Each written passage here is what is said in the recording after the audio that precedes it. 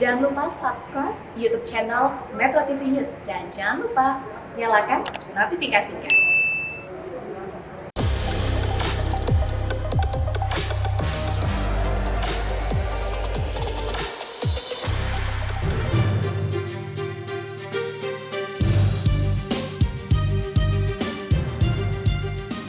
Selamat malam. Komitmen Indonesia untuk mencapai karbon netral sebelum tahun 2060 bukan tanpa konsekuensi. Ribuan triliun biaya investasi energi terbarukan harus disiapkan agar pembangkit listrik kita tidak lagi mengeluarkan emisi.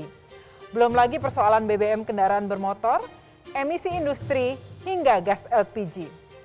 Jika tidak hati-hati melakukan transisi, alih-alih menyelamatkan bumi, ekonomi dapat terimbas karena kebijakan ini.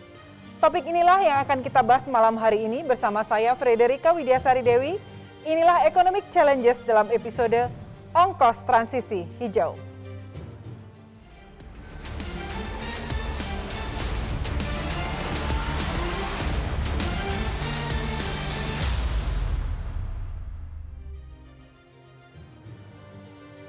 Untuk membahas topik ini telah hadir bersama saya Evi Haryadi, Direktur Perencanaan Korporat PT PLN. Selamat malam, Pak Evi. Selamat malam. Sinta Kamdani, Koordinator Wakil Ketua Umum 3 Kamar Dagang dan Industri. Selamat malam, Mbak Sinta. Selamat malam. Surya Dharma, Ketua Umum Masyarakat Energi Terbarukan Indonesia. Selamat malam, Pak Surya. Selamat malam.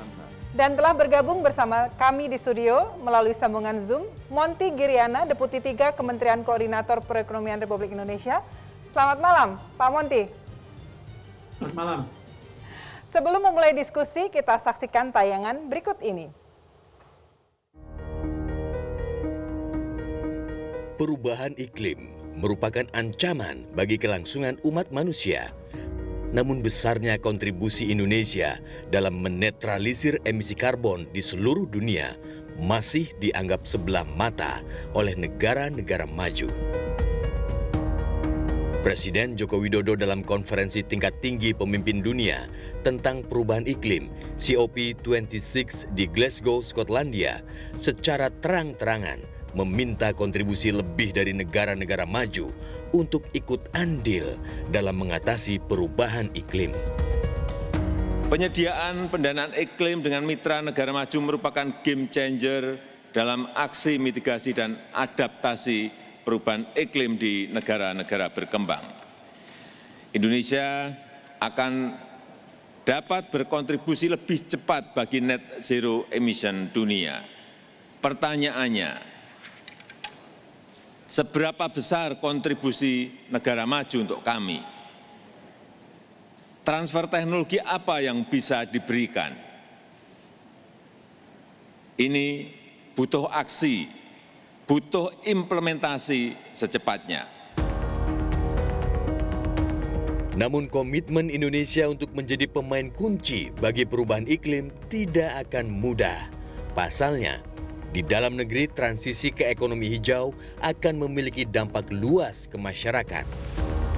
Kementerian ESDM menyebut, setidaknya 9,2 gigawatt pembangkit bertenaga batu bara harus pensiun pada 2030 untuk dapat mencapai karbon netral. Sementara, untuk menggantikan dengan bauran energi terbarukan, PLN harus berinvestasi hingga 7.000 triliun rupiah. Mengubah bauran energi tentu akan berdampak pada mahalnya biaya pembangkitan listrik yang pada akhirnya harus ditanggung masyarakat atau harus disubsidi dengan anggaran negara. Sederet pekerjaan rumah lain juga harus dirampungkan pemerintah, mulai dari transisi ke kendaraan listrik, pembatasan emisi industri, hingga persoalan gas LPG rumah tangga. Lalu, benarkah Indonesia sudah siap menuju transisi hijau? Saya ke Pak Monty terlebih dahulu. Selamat malam Pak, dari Dubai ya Pak? Selamat malam. Ya. Pak Monty, terkait dengan komitmen pemerintah untuk net zero emission di 2060, sektor apa saja Pak yang menjadi perhatian atau fokus pemerintah untuk menekan emisi? Baik, terima kasih. Memang emisi ini bukan pekerjaan satu sektor ya, tapi merupakan portofolio. Jadi kalau kita lihat pola emisi yang terjadi saat ini dan mungkin juga untuk tahun yang akan datang, itu kita lihat 3 sektor yang mungkin cukup harus kita lihat. Ya, pertama adalah tentu sektor kehutanan dan land use dan itu yang pertama. Yang kedua adalah tentu sektor energi, dan yang ketiga adalah sektor-sektor yang walaupun dia tidak banyak tetapi harus kita perhatikan juga, seperti pertanian, limbah, industri dan sebagainya. Jadi sebenarnya 3 besar sektor yang harus kita lihat, kehutanan, forestry dan land use, lalu kemudian energi, dan yang terakhir adalah coal plum. Ya, bagaimana roadmap pemerintah Pak terhadap transisi ke ekonomi hijau ini? Maaf Mbak Kiki, pertanyaannya bagaimana? Ya, bagaimana roadmap pemerintah menuju transisi ke green economy ini Pak? Ada beberapa hal ya. Jadi sebetulnya kalau kita lihat masing-masing sektor juga mempunyai roadmap ya. Kalau kita lihat yang paling maju sekarang adalah roadmap yang berkaitan dengan energi. Ya, kita lihat tahun 2060 itu tidak akan ada lagi emisi yang besar-besaran dari batu bara. Nah ini roadmap ini sudah kemudian di-endorse COP26 kemarin sama Menteri SDM. Lalu juga kehutanan juga kita punya. Jadi sebetulnya yang harus kita punya adalah roadmap untuk multisektor, baik itu untuk halo Bu, ya Mbak Kiki? Iya, baik. Saya ke Pak Evi. Pak Evi, terkait dengan PLN, tadi Bapak menyampaikan tidak ada lagi batu bara seperti itu, padahal sebenarnya sekarang PLN sangat bergantung pada batu bara. Bagaimana rencana PLN ke depan menuju Indonesia Net Zero Emission ini? Terima kasih Mbak. Seperti yang sudah dijelaskan oleh Pak Monty, bahwa kita punya komitmen untuk mencapai Net Zero Emission di tahun 2060. Ya. Nah untuk itu PLN mempunyai 3 pilar dalam mencapai roadmap untuk 2060. 2 pilar terkait dengan sisi supply dan 1 pilar terkait dengan sisi demand. 2 pilar di sisi supply ini dibagi dengan jangka pendek dan jangka pendek menengah dan jangka panjang. Di jangka pendek menengah 2021 sampai 2030. Kami bersama-sama dengan sektor, dalam hal ini Kementerian SDM sudah membangun satu RUPTL yang greener, dan di sana sudah ada proyek-proyek yang untuk menjawab kebutuhan dari komitmen kita di 2025 untuk 23%, dan juga memenuhi NDC di 2030 sebagai komitmen Paris Agreement. Itu yang pilar pertama. Pilar kedua adalah periode 2031 sampai 2060. Nah, di sana juga kita mulai melakukan intensif program-program yang lebih intensif lagi dari program di 2001-2030 untuk mencapai net zero emission, di mana kita akan melakukan retirement PLTU beberapa tahap dan mulai memasukkan teknologi CCUS dan hal-hal lain di sana.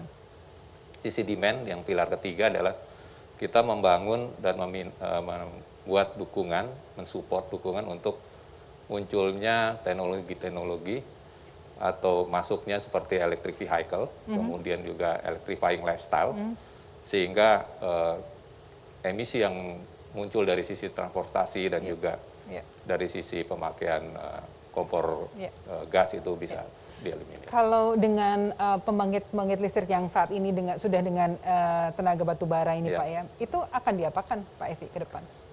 Sebagian akan mulai di retirement, jadi mulai tahun 2030 kita akan retirement sekitar 1 giga. Tahap 1 untuk yang subkritikal, karena ada tipe subkritikal. Kemudian tahap 2 di sekitar tahun 2035 itu akan punya target sekitar 9 giga. Dan mulai tahun 2040 kita harapkan teknologi CCUS itu sudah ada, carbon capture and storage, untuk bisa mempertahankan PLTU yang ultra super critical. Namun apabila teknologi masih kurang kompetitif di sana, mungkin kita juga akan melakukan retirement di sisi sini dan kita akan gantikan dengan teknologi lain yang lebih hijau, seperti baterai storage misalkan. Pastinya nanti butuh banyak pembiayaan yang cukup besar ya Pak ya untuk jelas. Tapi nanti kita akan bahas itu. Saya ke Bu Sinta. Bu Sinta, sebagai pengusaha nih Bu, bagaimana Anda melihat roadmap yang disampaikan pemerintah ini dari sisi pengusaha? Jadi Mbak Kiki, pertama-tama dari kami mewakili Kadin ya, dari pelaku usaha Indonesia sebenarnya sudah dari awal dilibatkan oleh pemerintah dalam segi pencapaian net zero emission ini. Jadi kalau dilihat angka itu dari mana gitu ya, kita bilang semua negara secara global mau mencapai di 2050, Indonesia 2060. mencoba untuk paling tidak sebelum 2060. Nah ini tidak hanya sekedar jargon, ya kan, tidak hanya sekedar oh kita mau mencapai target ini, tapi bagaimana caranya. Nah tadi disampaikan roadmap-nya. Nah roadmap ini sebenarnya yang dilakukan pemerintah ini sudah sangat cukup detail, karena memang sudah dibagi sektor tadi. Jadi memang ada 5 sektor utama, yang tadi 3 yang disampaikan Pak Monty, tapi 5 yang memang sudah disiapkan.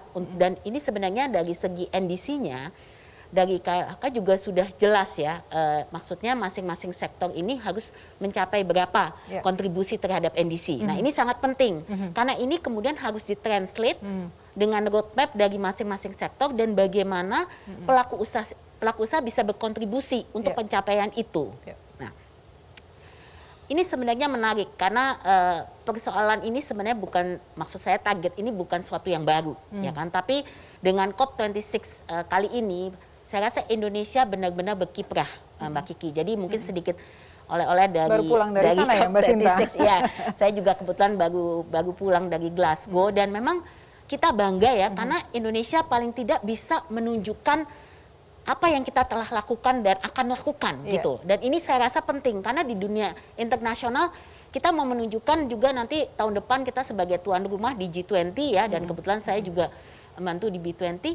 Ini kita mau menunjukkan Indonesia ini nggak main-main gitu. Kita serius untuk mau mencapai itu. Dan ini di dalam COP26 kita juga persiapan kami juga dari Kadin ya. Jadi kami bawa 5 agenda utama sebenarnya, dan ini kami kemudian angkat di dalam beberapa platform yang kami lakukan, forum yang dilakukan di COP26 karena COP26 itu banyak sekali bicara. Jadi kita di sana tidak hanya sebagai partisipan, tapi kita juga sharing, kita juga berbicara mengenai agenda kita gitu. Jadi ada 5 hal utama. Jadi pertama kita soal carbon credit mechanism, karena ini sesuatu yang sekarang sedang didorong juga di Indonesia. Kebetulan Presiden baru menandatangani yang nilai ekonomi karbonnya, Perpresnya sudah keluar, ya kan? Dan kemarin juga untuk undang-undang harmonisasi pajakan, pajak karbon juga sudah keluar. Jadi ini timingnya tepat gitu. Kemudian yang kedua kami juga bahwa yang mengenai tadi disampaikan mengenai land use ya, untuk kehutanan, sektor kehutanan kita juga sudah pengurangan deforestasi, dan di situ ditunjukkan beberapa perusahaan Indonesia yang showcasing.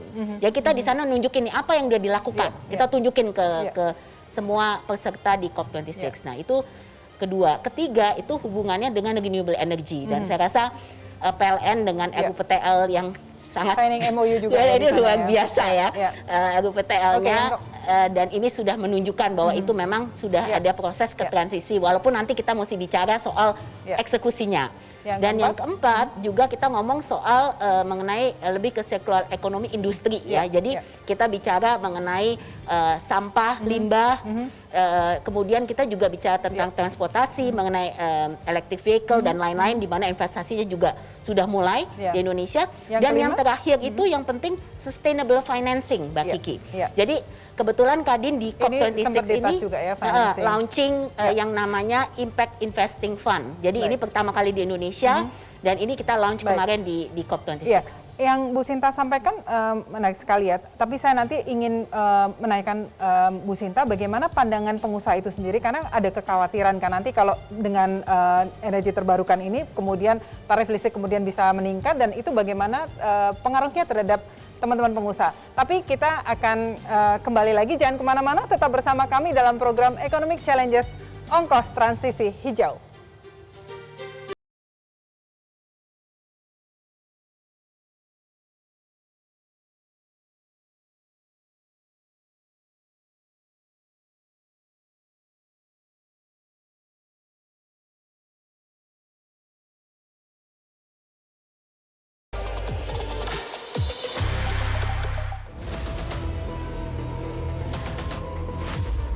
Pertanyaannya, seberapa besar kontribusi negara maju untuk kami? Transfer teknologi apa yang bisa diberikan? Ini butuh aksi, butuh implementasi secepatnya.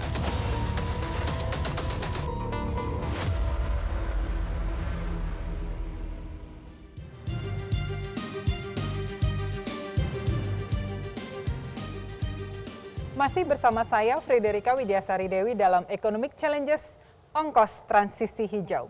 Saya ke Pak Surya. Pak Surya, menurut Bapak apakah Indonesia sebenarnya sudah siap Pak menuju transisi seperti yang kita bahas tadi? Kalau kita bicara siap atau tidak, seharusnya sudah siap. Ya. Karena kita adalah negara yang memiliki energi terbarukan yang sangat komplit di dunia.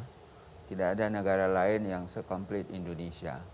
Kita punya potensi yang juga cukup besar, melebihi dari kondisi yang dibutuhkan oleh Indonesia pada saat ini. Even pada tahun 2050, bahkan dalam beberapa penelitian yang dilakukan, potensi energi terbarukan itu jauh lebih besar daripada apa yang sudah dipublish selama ini.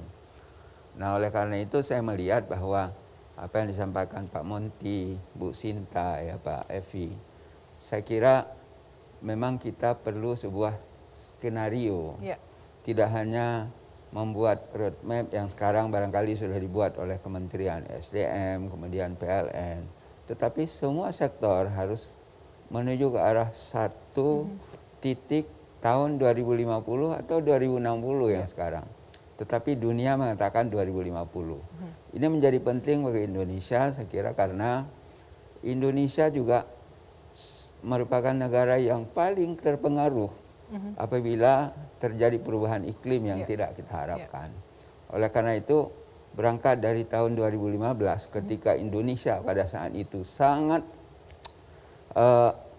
mengharapkan agar temperatur tidak naik lebih dari 2 derajat tahun 2050, itu menjadi konteks yang pertama. Tadi Bapak menyampaikan koordinasi itu penting ya Pak. Apalagi challenge untuk kita bisa menuju ke sana? Saya kira memang persiapan harus dilakukan, karena kalau tadi Pak Evi mengatakan bahwa akan melakukan pensiun ya, walaupun bukan pensiun dini tapi pensiun pada waktunya, tetapi penggantinya kan harus disiapkan dengan baik. Jangan sampai yang ini pensiun, yang ini tidak siap. Itu harus terjadi sebuah titik tidak mismatch ya, antara pensiun dengan yang baru yang masuk. Saya lihat selama ini kita sama sekali tidak siap dengan kondisi itu. Itu yang saya khawatirkan. Walaupun sesungguhnya mestinya bisa. Seperti teknologi ya Pak ya? Apakah kita menguasai Pak? Teknologi, financing, berbagai macam ya. Bukan hanya satu sisi. SDM-nya dan lain-lain. Nah, saya melihat ini harus komprehensif. Dan ini harus kita duduk secara bersama-sama. Tidak cukup hanya pemerintah, tidak cukup hanya pihak swasta ya.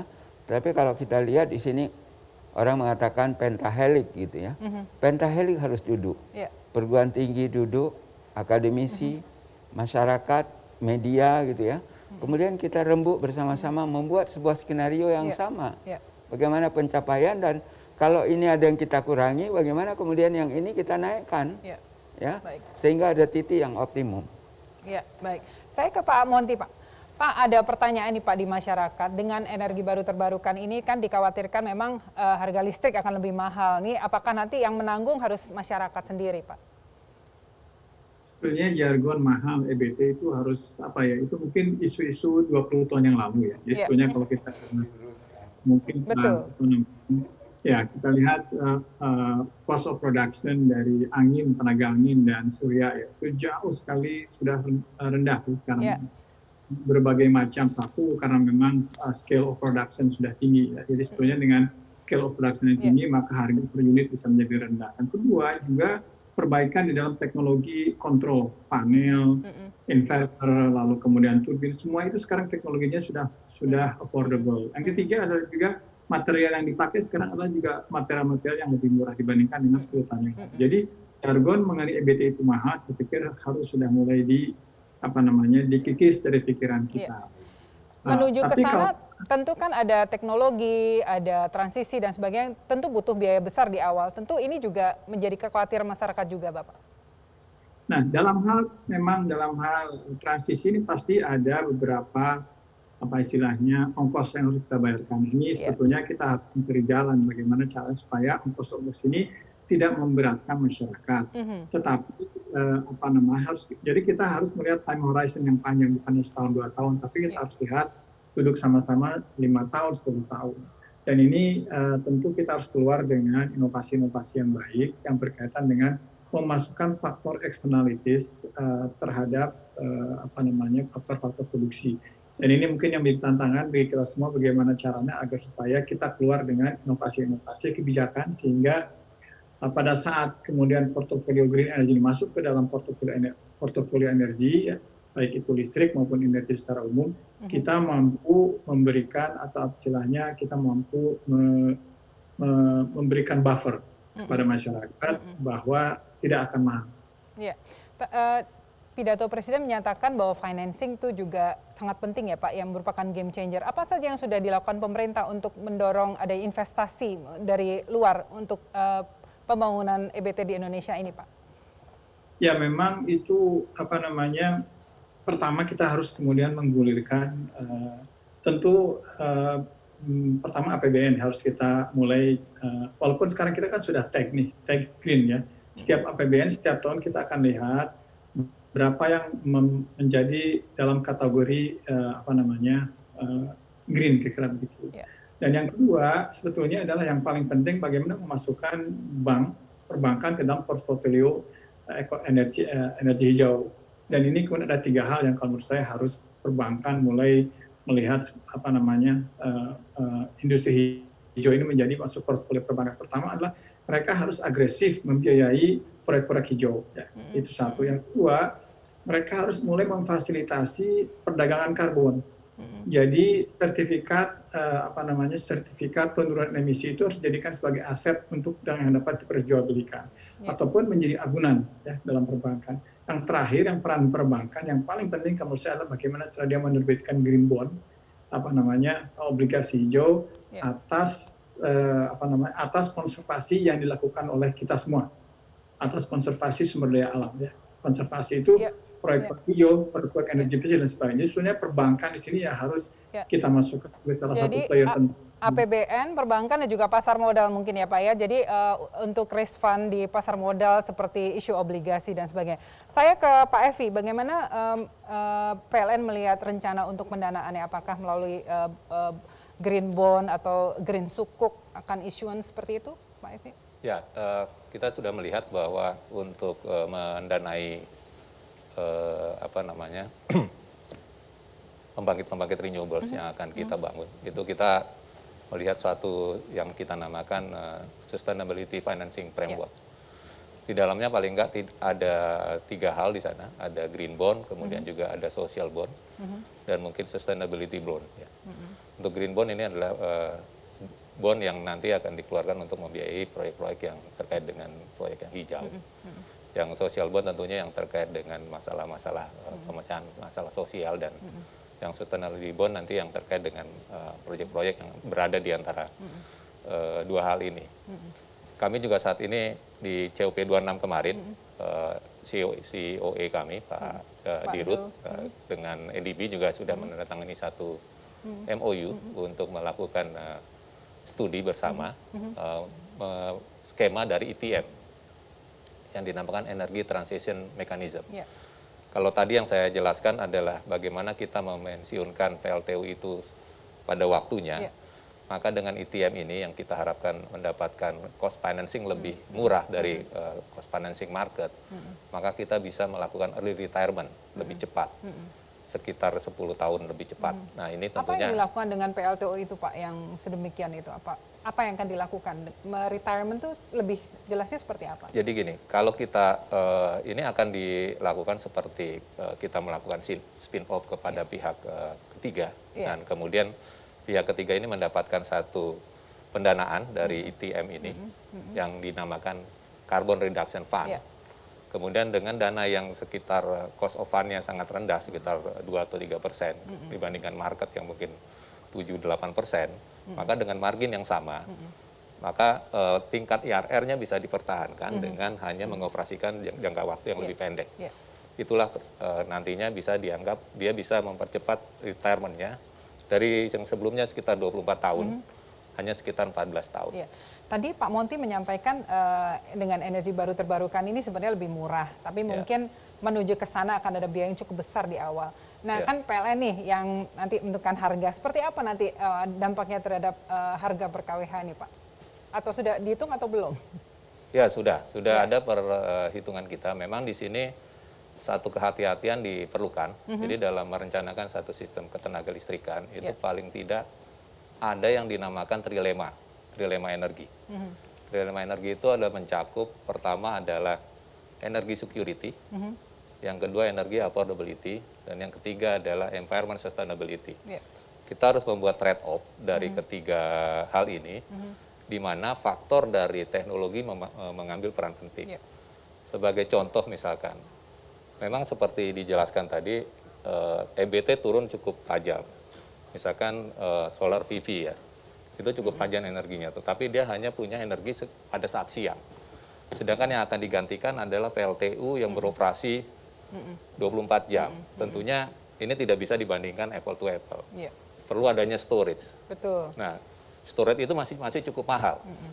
Nah, kalau kombinasi solar PV dengan storage dibandingkan dengan PLTU sampai saat ini itu masih lebih mahal. Makanya ini butuh waktu konsisten ya. Nah, ini butuh waktu di mana kita bisa memasukkan ini teknologi ini tanpa menaikkan BPP. Tanpa menaikkan biaya pokok produksi. Disitulah tapi kombinasi yang harus dilakukan. At the end of the day akan pengaruhnya seperti apa ke harganya tadi Pak? Kita perkirakan dari perencanaan kami itu naik sekitar 1,3 sen per kWh di tahun 2060. Tetap naik ya Pak ya? Nah tentunya ini semua pihak harus punya kontribusi dalam menyerap kenaikan. Saya ke Bu Sinta, tadi saya sempat menanyakan sebelum kita jeda tadi, Bu Sinta kalau dari sisi pengusaha melihat ini apakah ini merupakan satu concern tertentu ya, tadi concern kenaikan harga listrik per kWh dan sebagainya, dari sisi pengusaha, karena tentunya kalau harga listrik naik tentu ini akan berpengaruh kepada cost of production dan tentu at the end of the day juga konsumen yang akan menanggung gitu.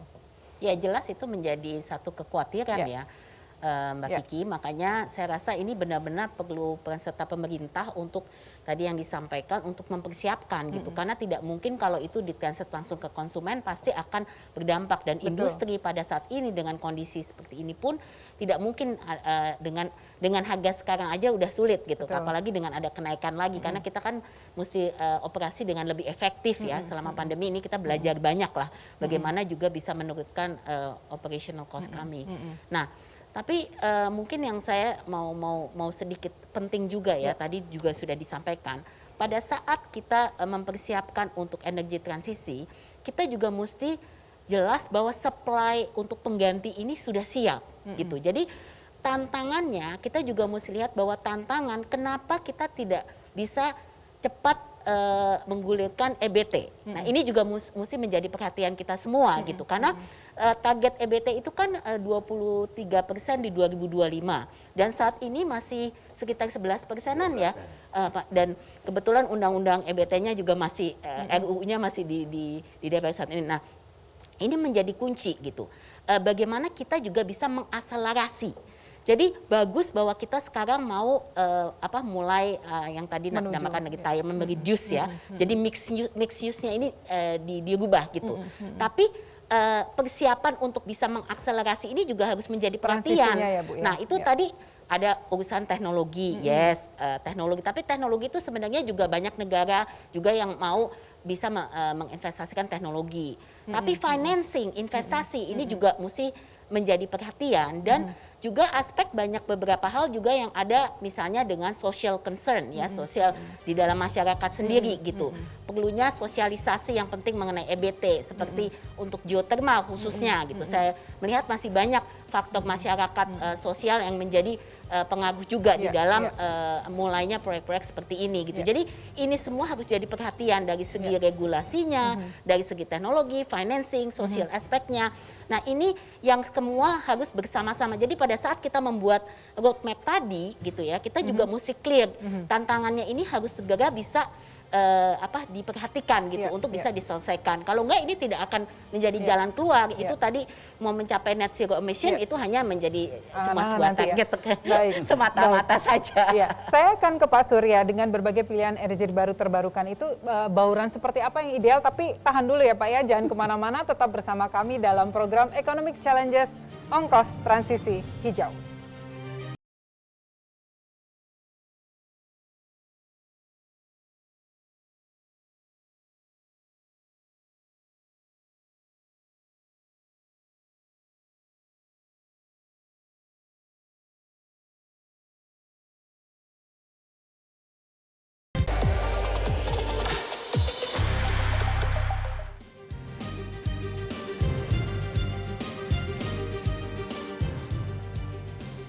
Kembali lagi bersama saya Friderika Widiasari Dewi dalam Economic Challenges Ongkos Transisi Hijau. Saya ke Pak Surya. Pak Surya dengan berbagai pilihan energi baru terbarukan, seperti apa idealnya baurannya Pak supaya bisa memenuhi kebutuhan listrik nasional? Baik, energi terbarukan itu ada 6 klaster ya, mulai dari air, panas bumi, angin, matahari, bioenergi dan juga energi laut. Tiap-tiap energi ini memiliki karakteristik yang berbeda-beda, lokasinya berbeda-beda. Nah, oleh karena itu tidak bisa kita samakan. Kalau yang paling ideal buat Indonesia? Oleh karena itu, kalau tadi yang paling banyak kita gunakan di sini adalah batu bara. Batu bara itu adalah andalan untuk penggunaan listrik secara nasional.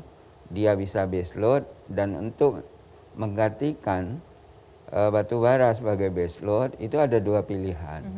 Pilihan yang pertama adalah panas bumi, karena dia memiliki karakteristik yang jauh lebih baik, ya, availability dan sebagainya itu sangat baik. Kemudian yang kedua air. Kemudian yang lain barangkali seperti bioenergi itu juga bisa digunakan karena karakteristik hampir sama dengan ini. Tapi 2 ini itu bisa menggantikan ini. Kemudian yang lain-lain itu punya ciri-ciri yang berbeda, ya. Kapasitasnya dia besar, tapi intermitensinya juga sangat tinggi. Namun demikian, sejalan dengan kemajuan teknologi, penggunaan baterai itu menjadi sebuah keniscayaan, dan tentu ini akan bermanfaat untuk menjadikan dia juga sebagai andalan. Bapak tadi menyampaikan air ya Pak ya, itu bisa dielaborasi Pak, karena kan di Pulau Jawa nggak ada sungai yang sedemikian bisa airnya cukup untuk pembangkit listrik, ini seperti apa Pak? Jadi air memang posisinya yang paling banyak itu ada di Kalimantan dan di Papua. Tetapi kebutuhan energi di kedua pulau itu memang kecil. Kita mestinya harus menciptakan sebuah mekanisme bahwa ke depan tidak boleh dengan pola-pola pengelolaan energi seperti sekarang ini. Kita bangun industri, kita bangun kawasan ekonomi, itu di tempat-tempat yang tidak memiliki energi. Sehingga energi itu harus ditransport dari satu tempat ke tempat lain, dan itu punya pengaruh yang sangat besar. Ya. Bisa berdampak. Sekarang ke depan, energi terbarukan itu dia tidak bisa dipindah. Yang dipindah itu adalah sumber ekonominya mendekat kepada sumber energi, ya, dan tempat-tempat itu kita bangun. Contoh sekarang sudah mulai, misalnya Morowali sudah jalan gitu ya. Kemudian di Kayan itu akan jalan di Kalimantan, dan pola-pola ini kalau ini bisa dilakukan, ini tentu akan sangat berdampak positif kepada energi. Pak, kalau batu bara itu kan walaupun memang menghasilkan banyak ini ya polusi dan sebagainya, tetapi memang keandalannya cukup bisa diharapkan. Tetapi kalau yang seperti air, matahari seperti itu, bagaimana Pak? Kalau dari sisi melihat seperti itunya, kan kita lihat dari Cina juga belajar dari kasus mereka, akhirnya kalau mengandalkan matahari, air tuh ada intermittennya. Mereka sekarang kan menggunakan baterai ya sebagai pengganti untuk 24 jam. Nah, kekhawatiran sekarang adalah penggunaan baterai itu harganya menjadi lebih tinggi, ya. Bahkan bisa sampai 18 sen saya kira totalnya kalau kita pakai itu ya. Dibandingkan dengan batu bara yang sekarang mungkin tanpa embel-embel lain-lain gitu ya. Dengan hanya pure cost batu bara, pada harga batu bara barangkali sekitar 70, mungkin masih sekitar 4-5 sen gitu. Tetapi begitu ke depan kita nggak ada yang tahu berapa harga batu bara. Buktinya hari ini harga batu bara bisa sampai $240 gitu ya. Tahun 2050 ketika semua orang butuh batu bara bisa $500.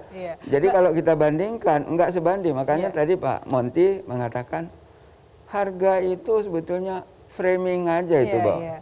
Baik. Saya ke Pak Monty. Pak Monty, kita menarik nih kalau ngomongin tentang batu bara, Pak. Ya memang kalau kontribusinya terhadap PDB nggak terlalu besar, tapi kalau untuk PDRB-nya kan beberapa daerah sangat tinggi nih, Pak. Nah, jadi kalau nanti kita switch gitu, seperti apa di daerah-daerah yang menggantungkan pada batu bara ini, Pak? Memang transisi ini harus hati-hati ya, tidak dengan serta-merta kemudian dilakukan dalam 1 hari 2 hari. Tapi kita harus time frame-nya adalah 5 tahun 10 tahun. Jadi bagaimana caranya kita kemudian karena begini, batu bara ini kan industri yang paling penting sekarang di Indonesia ini ya kan. Jadi tidak serta-merta kita menutup operasi tambang, tidak serta-merta kita menutup karena kan tenaga kerja juga banyak. Jadi bagaimana caranya agar supaya tambang-tambang ini kemudian mereka tahu kapan dia harus tutup misalkan, tapi tidak sekarang. Tetapi kalau kita juga terlambat melakukan transisi ini, kita akan ketinggalan zaman, kita akan ketinggalan memperoleh teknologi hijau yang baru, yang istilahnya high tech ya. Jadi ini sebetulnya permainan yang disampaikan tadi Pak Surya tadi itu bagaimana kita buat skenario yang pas ya, yang ada 2 hal menurut saya dalam hal ini. Pertama, bagaimana memainstreamingkan isu-isu hijau ini ke dalam produk-produk perencanaan jangka panjang ya. Karena itu akan menjadi acuan pemerintah, menjadi acuan kementerian, menjadi acuan pengusaha terhadap bagaimana caranya mereka melakukan aktivitasnya. Itu yang pertama. Yang kedua adalah bagaimana memastikan bahwa mainstream tadi itu ya dalam produk perencanaan itu kemudian diterjemahkan ke dalam annual budget dari masing-masing kementerian. Jadi sebetulnya 2 hal itu Mbak Kiki yang harus menjadi, jadi ada skenario masukkan ke dalam itu. Menurut saya begitu ada 2 hal. Jadi itu yang akan menjadi karena dengan tidak serta-merta kita akan berhentikan itu yang namanya tambang-tambang batubara. Iya, kalau gitu saya ke Mbak Sinta nih. Mbak Sinta, teman-teman Mbak Sinta atau bahkan mungkin Mbak Sinta punya bisnis di tambang batubara atau mungkin rekan-rekan di Kadin. Itu seperti apa melihat ini Mbak? Kan kemarin investasinya tentu nggak sedikit juga ya. Ya, jadi makanya kita selalu bicara mengenai energy transition. Itu tidak bisa langsung berbalik gitu ya. Tapi teman-teman di beberapa, saya kebetulan tidak ada bisnis batubara, tapi beberapa perusahaan batubara kan juga sudah mulai sekarang dengan target net zero mereka gitu loh. Jadi mereka sudah mulai, tadi kan Pak Monty bilang pemerintah ya, anggaran di pemerintah. Ini juga anggaran perusahaan. Mereka sekarang sudah mulai budgeting untuk investing juga di EBT, ya kan? Jadi dia mulai situ. Nah, jadi kalau pengusaha selalu bisa lihat di mana potensi ini bisnis. Cuman tadi sudah disampaikan disampaikan bahwa mengenai retirement ini mesti clear, gitu kan? Bagaimana nih kompensasinya, ya kan? Ini kan nggak bisa langsung aja dihentikan, gitu. Nah, ini yang tadi dengan ADB akan bantu. Sebenarnya beberapa. Jadi kemarin juga kalau kita lihat di dalam beberapa bilateral antara presiden dengan beberapa negara juga mulai lihat kan presiden tadi mengatakan apa sih bantuan negara maju ini, bagaimana nih bantuannya dari segi financing gitu. Jadi beberapa negara juga seperti Amerika Serikat katanya juga sudah melihat gimana memungkinkan untuk bisa berikan bantuan 30 billion US dollar untuk 5,5 giga kalau nggak salah ya, something like that gitu. Jadi hal-hal semacam ini juga penting kemudian nanti bisa masuk ke private sector juga gitu, karena pada saat ini private sector juga membutuhkan itu dari segi financingnya, karena mereka tidak bisa lakukan itu sendiri gitu. Jadi kalau kemauan kita mendukung, pasti kita mendukung gitu. Tapi bagaimana caranya kita juga dibantu supaya ini menjadi visible dan make sense gitu. Karena kalau enggak ya semua harus tutup kan gitu. Nah, ini yang transisi ini yang saya rasa harus diperhatikan. Baik, kita akan lanjut dialog kita, jangan kemana-mana, kita kembali setelah yang satu ini.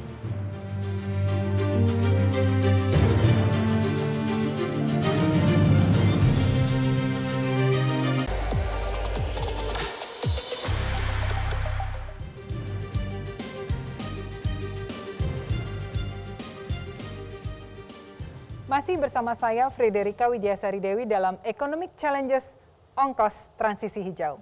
Saya ke Pak Monty. Pak Monty, bagaimana komitmen pemerintah Pak untuk mengawal transisi hijau ini supaya sukses? Karena ini menjadi concern kita semua. Baik, Pak Kiki. Jadi transisi ekonomi hijau ini sebetulnya harus merupakan konsensus ya. Konsensus semua lapisan masyarakat. Karena begini, karena ini sebuah keniscayaan, bukan lagi merupakan hal yang ditawar. Jadi kalau kita ingin hidup berdampingan di dalam tatanan dunia baru, ya kita mau tidak mau harus masuk ke dalam ekonomi hijau. Itu yang pertama. Yang kedua, transisi hijau ini tidak hanya bukan merupakan short time period, tapi merupakan transisi yang harus kita jangka panjang harus kita lalui dalam jangka panjang 10 tahun, 20 tahun, bahkan mungkin 40 tahun. Yang ketiga, transisi ini memerlukan partisipasi dari semua elemen masyarakat ya, baik itu pemerintah, dunia usaha, tentu industri, masyarakat, perbankan. Dan kapan kita harus mulai melakukan transisi? Harus mulai hari ini. Demikian, Mbak Kiki. Ya, kalau dari pemerintah sendiri Pak, misalnya seperti regulasi, dukungan pendanaan, atau seperti apa Bapak untuk pemerintah sendiri? Memang seperti disampaikan oleh teman-teman tadi, itu harus ada istilahnya, dan kita sekarang sudah mulai mempersiapkan seperti misalkan undang-undang energi terbarukan. Lalu kemudian juga yang hal-hal yang lain yang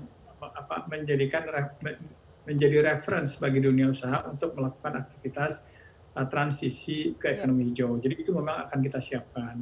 Terus kemudian juga yang masalah pembiayaan tentu nanti kita akan siapkan dengan teman-teman OJK bagaimana caranya kita membuat aktivitas hijau ini menjadi portofolio perbankan. Demikian untuk kemudian pasar obligasi dan sebagainya. Baik, terima kasih. Saya ke Pak Evi. Pak Evi, untuk mencapai efisiensi ya, bagaimana sih dari PLN sendiri pengembangan teknologi ke depan dan sebagainya seperti apa? Bapak bisa share ke kita.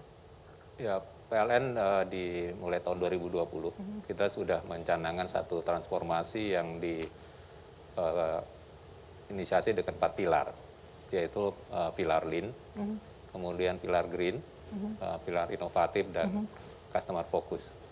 Nah, di antara 4 pilar ini yang terkait dengan efisiensi yang paling kuat ada di antara Lean dan inovatif, di mana kita mulai memasukkan di sana teknologi-teknologi nanti misalkan di dalam menangani masuknya renewables, yang intermittency dan sebagainya, teknologi electric vehicle dan sebagainya, kita memasukkan mulai smart grid di sana. Kemudian ada operational excellence yang kita perbaiki terus-menerus.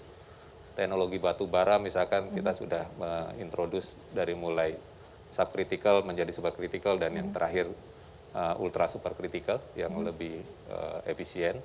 Dan juga kita melakukan digitalisasi dari berbagai macam kegiatan operasi. Optimis ya Pak ya, efisiensi akan tercapai dengan kita harapkan itu bisa meningkatkan efisiensi dan itu sudah ada hasilnya di beberapa tahun ini. Oh baik, saya ke Pak Surya. Pak Surya tadi Pak Monty sudah menyampaikan beberapa hal yang harus dilakukan seperti ini merupakan satu harus dilakukan secara bersama-sama. Dari pemerintah sendiri akan mendukung dalam hal regulasi, kemudian mungkin nanti pendanaan apakah dari APBN ataukah nanti dari investor luar bagaimana.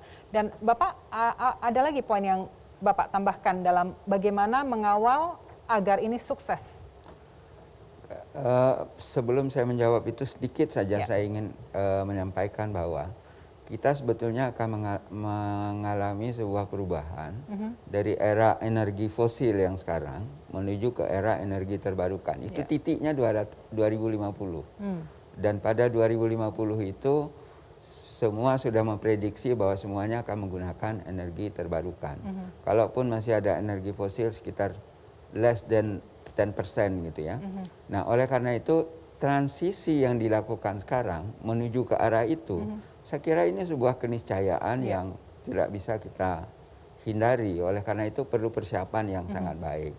Jangan sampai nanti ini seperti saya katakan tadi yang fosil ini berkurang, ini tidak siap. Tidak siap ya. Nah, oleh karena itu kesiapannya apa yang harus dilakukan? Ada 4 yang saya harapkan. Yang pertama, memang regulasi harus mendorong ke arah itu. Kenapa kemudian sekarang kita usulkan agar perlunya undang-undang energi terbarukan, bukan undang-undang EBT. Ini perlu diingat, bukan undang-undang EBT, karena undang-undang EBT itu adalah termasuk nuklir di dalam. Yang kita butuhkan itu adalah undang-undang energi terbarukan karena akan menggantikan posisi fosil. Nah, oleh karena itu ini harus nomor satu. Kemudian yang kedua, bagaimana kita menyiapkan teknologi yang akan dibutuhkan karena teknologi itu akan yang menghantarkan semua aspek itu dan ini peran pemerintah dan semua aspek-aspek perguruan tinggi. Kemudian yang ketiga, SDM-nya juga harus disiapkan. Nggak bisa kita nggak menyiapkan SDM. Tiba-tiba nanti ini masuk, ini hilang gitu ya. Itu 3. Kemudian yang keempat itu adalah soal financing. Financing, kalau tidak ada financing, selama ini kan kita selalu sulit untuk membiayai proyek-proyek energi terbarukan karena tidak bankable. Nah sekarang bagaimana supaya ini bankable dari semua sisi? Walaupun sekarang trennya untuk isu-isu yang green seperti itu, investor cukup sangat berminat saat ini ya. Baik, saya ke Mbak Sinta. Mbak Sinta terakhir nih, harapan pengusaha Mbak dalam komitmen pemerintah ini seperti apa dan supaya mengawal untuk teman-teman pengusaha ini bisa sustain kemudian bisnisnya tetap berjalan baik walaupun ada transisi yang cukup luar biasa ini. Jadi tadi sudah disampaikan semua ya harapan-harapan dari untuk pelaku usaha juga. Tapi yang penting ini kan ekosistemnya yang harus dibangun ya. Betul. Jadi yang saya mau meng-highlight yang paling penting ini adalah pekerjaan rumah kita bersama. Pemerintah tidak bisa sendiri, pelaku tidak bisa sendiri, masyarakat tidak bisa sendiri. Jadi ini bagaimana kita bisa bersama-sama mau mencapai ini gitu. Untuk melakukan itu saya rasa perlu konsultasi bersama gitu. Jadi public private partnership ini sangat penting, tapi juga perlu bagaimana pada saat mencapai itu tadi disampaikan roadmap itu juga perlu masukan-masukan dari semua pihak ini gitu. Karena yang akan melakukan ini kita, tidak hanya pemerintah gitu kan. Jadi ini di sini yang sangat penting bahwa kita sebagai pelaku ini harus dilibatkan gitu. Dan makanya kita selalu mengatakan ini adalah target kita bersama sebagai Indonesia Incorporated ini untuk mencapai net zero tadi. Dan saya mau yang paling jelas juga Mbak Kiki adalah bahwa bagaimana pelaku ini juga bisa diajak untuk ikut serta prosesnya ya. Jadi maksudnya dari segi sosialisasinya, edukasinya ini juga penting gitu. Kita jangan tidak hanya mengatakan saya mau mencapai ini, tapi how to-nya ini juga sangat atau penting. Atau bahkan bisa mengajak mereka untuk ikut berbisnis di sesuatu yang baru ini nanti ya. Itu lebih bisa dilakukan juga. Baik. Saya ucapkan terima kasih kepada Pak Monty, Pak Evi, Mbak Sinta dan Pak Surya. Demikian Economic Challenges malam ini, saya Frederika Widiasari Dewi beserta seluruh kerabat kerja yang bertugas mengucapkan terima kasih dan sampai jumpa.